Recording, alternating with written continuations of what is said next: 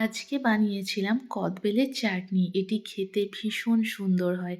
যারা খেয়েছেন তারা তো জানেন, আর যারা খাননি তারা এইভাবে একবার বানিয়ে দেখবেন। আজকে গাছে পাকা ২টি বেল আমার মা পেয়েছে সকালেই, তাই সেটি দিয়েই চাটনিটি বানিয়েছি।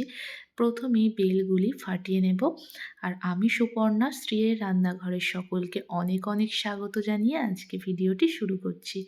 বেলগুলি ফাটিয়ে নিয়েছি, আর দেখুন যেহেতু গাছে পাকা বেল, বেলগুলি একদম পাকা, আর এই বেলগুলি কিন্তু ভীষণ মিষ্টিও হয়, খেতেও ভীষণ ভালো লাগে।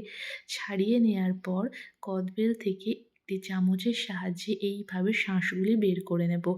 আর এই খোসার গায়েও এইভাবে চামচের সাহায্যে শাঁসটি খুব ভালো করে পরিষ্কার করে বের করে নিতে হবে। আমাদের এই গাছটিতে এই সময়টাতেই বেলগুলি পাকে, আর এই দুপুরবেলা ছাদে বসে কদবেল মাখা বিভিন্ন রকমভাবে আমরা আনন্দ করি, কদবেল মাখা খাই। আর বাড়িতে তো প্রায় হয়েই থাকে কদবেলের চাটনি।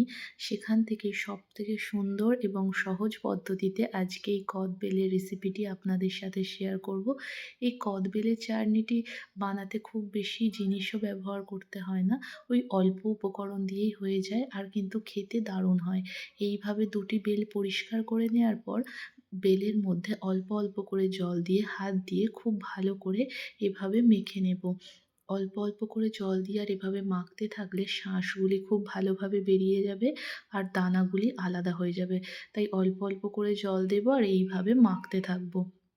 আর এইভাবে একটু সময় ধরে বেলগুলি মাখতে হবে, আর এই বেল মাখার জন্য জলের পরিমাণটাও একটু বেশি দিতে হবে। একটু জলের পরিমাণটি বেশি দিয়ে ভালো করে মাখলে দানাগুলি বের হতে সুবিধা হবে, কারণ একটু এই জলটি দিলে বেশি পাতলা হয়ে যাবে, দানাগুলি বের করতে সুবিধা হবে।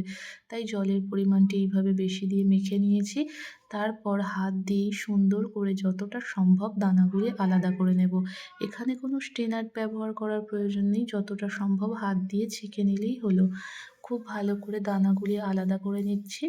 আর এখানে যেহেতু আমি বলেছি গাছে পাকা বেল মিষ্টি হয়, তাই চিনির পরিমাণটি আমি ওই ৭৫ থেকে ৮০ গ্রাম মতো দিয়েছি দুটো বেলের জন্য। আর নিয়েছি হাফ টেবিল চামচ মতো কালো সর্ষে। তারপর উনুন ধরিয়ে নেব, আর কড়াইটি খুব ভালো করে গরম করে নেব। কড়াই খুব ভালো করে গরম হয়ে গেলে তাতে দিয়ে দেব ১ টেবিল চামচ সাদা তেল। সাদা তেল দেওয়ার পর তেলটিও একটু সময় ধরে গরম করব। তারপর কালো সর্ষে দিয়ে দেব। সর্ষে দেওয়ার পর কয়েক সেকেন্ড তেলের উপর একটু নাড়াচাড়া করে নেব। তারপর দিয়ে যে বেলের শাঁসটি মেখে রেখেছিলাম সেটি এই তেলের উপর দিয়ে দেব। তেলের ওপর দেওয়ার পর কয়েক মিনিট একটু ওয়েট করব, যতক্ষণ না এই বেলটি ফুটে ওঠে। যখন ফুটতে শুরু করবে তখন এই বেলের চাটনিতে দিয়ে দিতে হবে খুব সামান্য পরিমাণে একটু নুন। খুব সামান্য পরিমাণেই ব্যবহার করতে হবে নুনটি। দেখুন, একদম সামান্য পরিমাণে নুন দিয়ে দিচ্ছি। আর তার সাথেই কিন্তু দিয়ে দেব খুব সামান্য পরিমাণে হলুদের গুঁড়ো।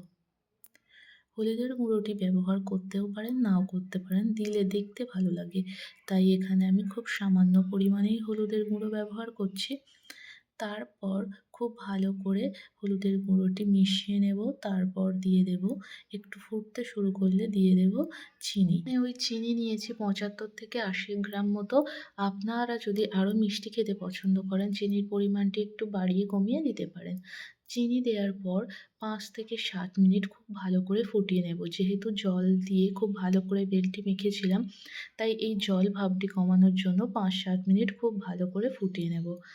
৫-৭ মিনিট ফুটিয়ে নেওয়ার পর দেখুন অনেকটা কমেও গেছে, আর একটু আগের তুলনায় গাঢ় হয়েছে। এই অবস্থায় কিন্তু আমি নামিয়ে নেব, কারণ খুব বেশি গাঢ় হয়ে গেলে ভালো লাগে না, একটু পাতলা করেই নামাবো। আমার ভিডিও যদি ভালো লাগে অবশ্যই একটি লাইক দিয়ে দেবেন, আর আমার চ্যানেলে যদি নতুন বন্ধু হয়ে থাকেন চ্যানেলটিকে সাবস্ক্রাইব করে পাশে থাকবেন। ফেসবুক পেজ থেকে দেখলে পেজটিকে ফলো করে দেবেন। দেখুন এই রকম গাঢ় করে নামিয়েছি চাটনিটি। এইভাবে অবশ্যই বাড়িতে বানিয়ে দেখুন আর কমেন্ট করে জানান কেমন হয়েছে। দেখা হচ্ছে পরের কোনো ভিডিওতে।